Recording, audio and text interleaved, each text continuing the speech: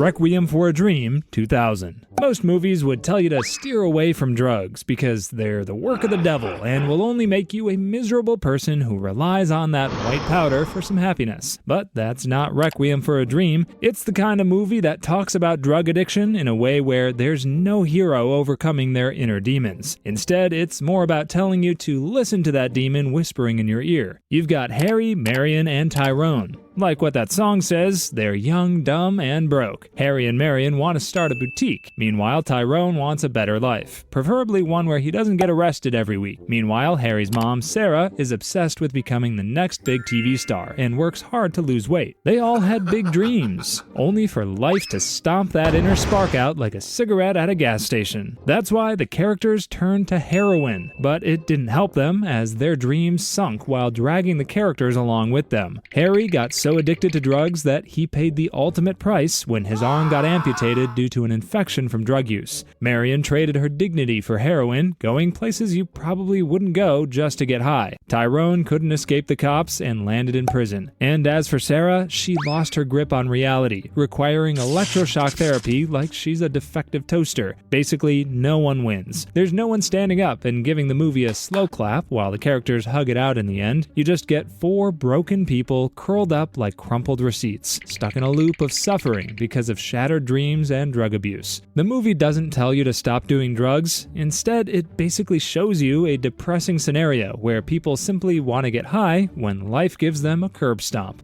7. 1995. Imagine tracking down an elusive serial killer who took being biblical to the next level. Instead of following the 10 Commandments like a good Christian boy, he became a fan of the 7 deadly sins. That's 7 in a nutshell. The movie follows the story of a young detective with bright eyes and an idealistic belief that justice isn't dead. He is partnered with an old detective with one foot out of the retirement door. Together, they track down a killer who uses the 7 deadly sins as his inspiration for murder, killing people who embody those sins. So every time the police enter a crime scene, it's a sin-themed disaster that keeps the detective guessing. Meanwhile, the killer stays miles ahead like a psychopath with a planner. But the twist is that he's not even trying to escape. Instead, he just wants to finish every sin-themed murder, putting the detectives in his sight to complete his masterpiece. The killer gets caught, but it's all part of his plan for the final 2 sins, envy and wrath. He calmly admits to the detectives that he is envious of the younger detective's life with his wife. It's the kind of life he wished he had but could never achieve. So naturally, he ruined it using a mysterious box that had the worst gift anyone could ever have. As soon as the younger detective opens it, he finds the severed head of his wife. The killer had killed her before he got caught, and he used the detective's wife as bait to lure wrath out of a game of hide and seek.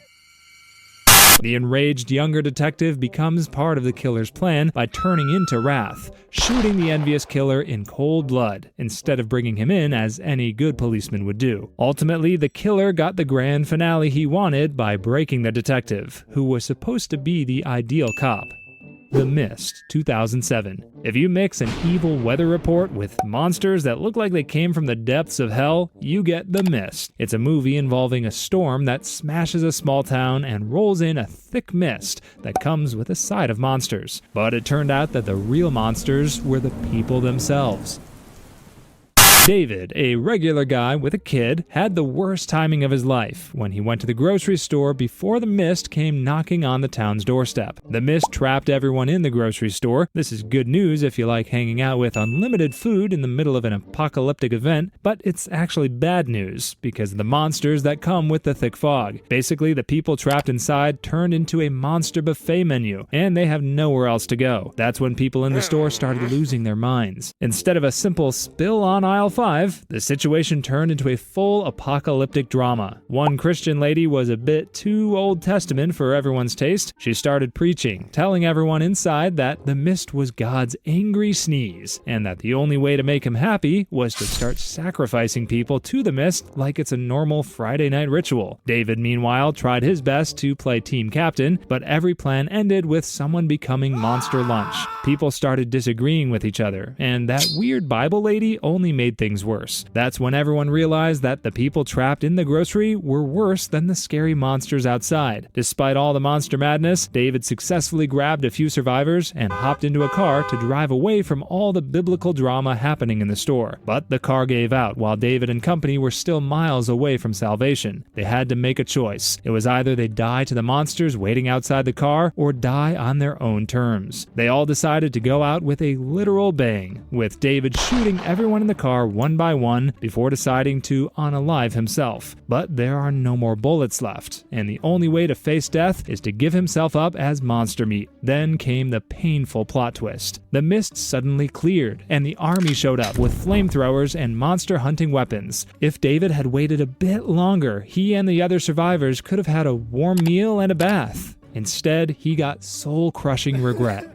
Come and See, 1985. You're a young man in the middle of World War II, and you think you're going to be a hero by joining the Soviet resistance army. Instead, war chews you up and spits you back out, making you look like you've watched 10 horror movies in a row. But there are no monsters here. There are only men who turn war into a sick playground, and that's what Come and See is all about. The movie revolves around the point of view of a teenager named Florya. He joins the Soviet resistance army against the Nazis. At first, he's excited about joining the fight because he's a young, proud, and dumb teen who doesn't know any better. But every scene takes a piece of innocence away from him. But that's not the only thing he was losing. He first lost his hearing. Then he lost his friends. Eventually, he lost his sense of what was real. The movie stops pretending it's about glory and dives headfirst into misery with no helmet. The result is you're left watching starvation, bombings, torture, and civilians being wiped off the face of the planet. It feels like you're also losing a part of yourself, like Florya. But it's the ending that takes what's left of you and Florya. He witnessed a massacre so brutal, as if the film was trying to erase your soul. An entire village was burned alive inside a barn by Nazis, while the soldiers laughed and took pictures like they were on a Disneyland trip. And just like Florya, the movie makes you feel trapped in the sickening reality of war. The final shot doesn't show Florya screaming or crying in pain. Instead, it showed him looking at the camera like an empty husk with no more soul. It looked like he aged 50 years because of the horrors of war. The movie broke him, and that's what it wants to do to you, too. If you hate the horrors of war, please subscribe.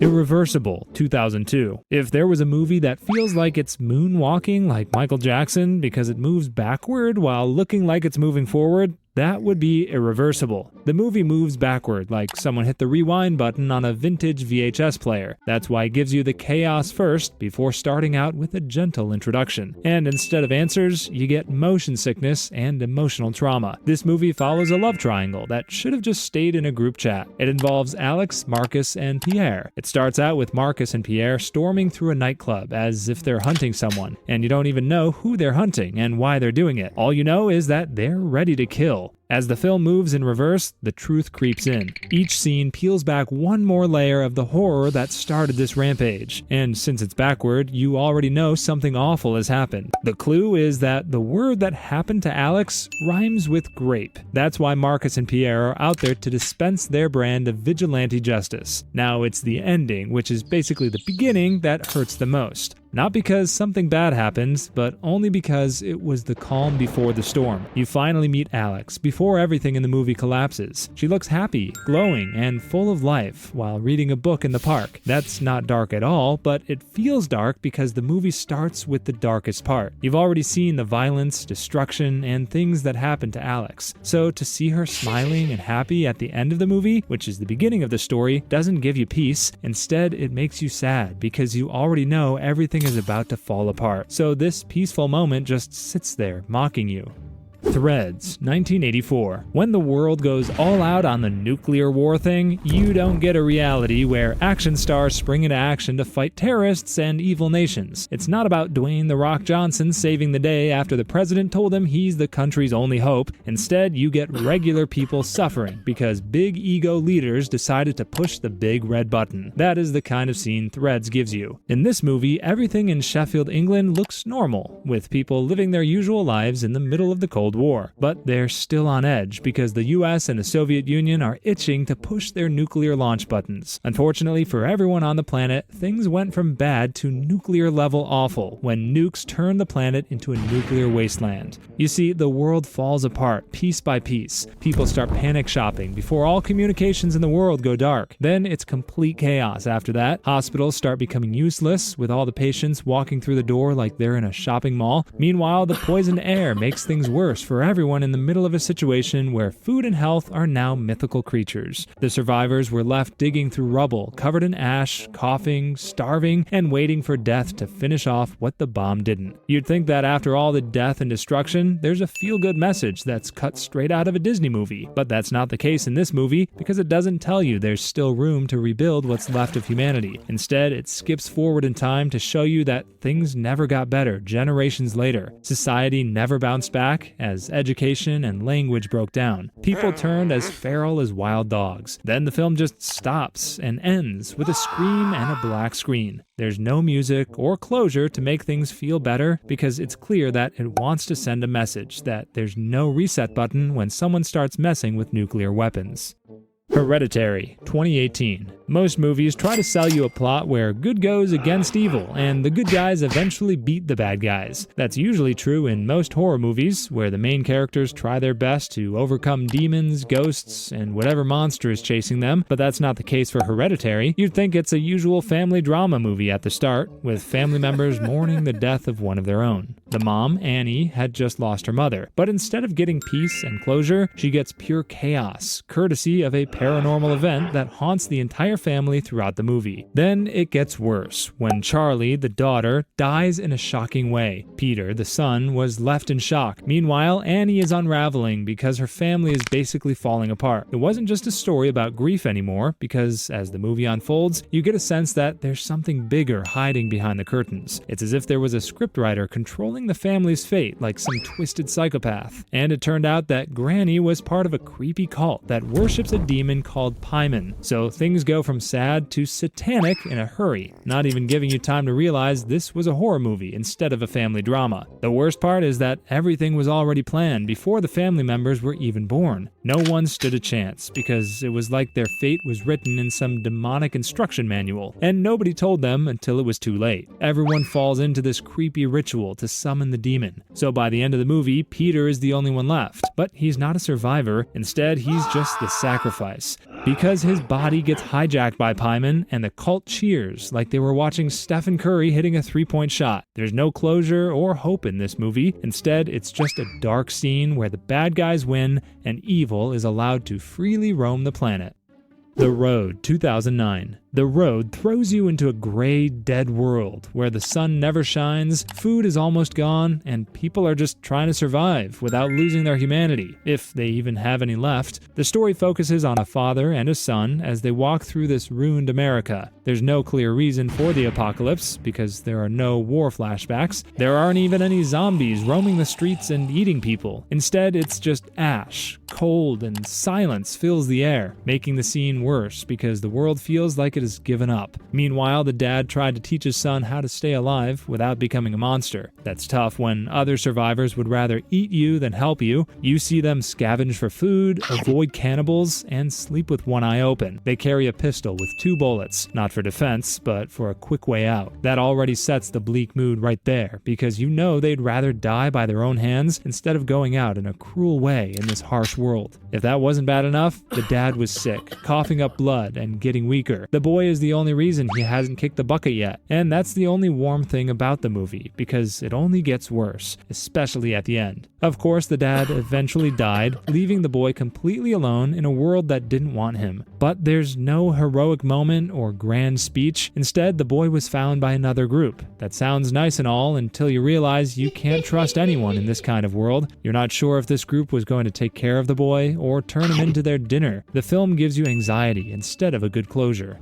The Vanishing, 1988. It might sound like a movie about a magician performing the greatest vanishing trick of all time, but The Vanishing is more about murder and less about cheap tricks. The only problem is that it's not the type of thriller you'd watch if you want to stay sane. The movie is about a man named Rex, as he and his girlfriend Saskia go on a road trip. They stopped at a gas station for a while, but Saskia never went back out. Either she got stuck in the toilet or something weird happened to her. She just vanished without a trace because there were no signs of struggle, blood, or any clue pointing to her whereabouts. It's as if she accidentally discovered how to teleport, but only did it once. A few years later, Rex was still obsessed with finding out what happened, instead of moving on and finding a new girl. He couldn't focus on anything else, and he started putting up posters and searching for Saskia like it was a one-man manhunt. Eventually, the movie introduced Raymond, a boring-looking guy who looked like he lived in his mother's basement. He was actually a chemistry teacher who had a knack for blending into a crowd like a chameleon, and the movie didn't waste time introducing that he was the one who took Saskia. It turned out he had his eyes on Rex the whole time, but he didn't want the money or fame. Instead, he just wanted to prove that he could commit the perfect crime in a calm and scientific way without anyone finding out what happened. That was when he approached Rex to ask him to volunteer in his weird science experiment. He offered Rex the answer to the mystery behind his disappearing girlfriend, but Rex only agreed as long as he experienced exactly what Raymond did to Saskia. That was the biggest blunder of his life, and he didn't even know it because he was so obsessed with finding the truth. True enough, Raymond did everything he did to Saskia, drugging Rex, burying him alive, and walking away like nothing ever happened. It turned out that Saskia never ran away or got sold in an international human trafficking scheme. Instead, she got buried alive in a box, and Rex was buried in the same box in the same hole. The movie ends with a newspaper article about both of them being missing. There's no big rescue or a smart detective solving the crime with just 2 clues and a hairpin. The bad guy won and proved his point.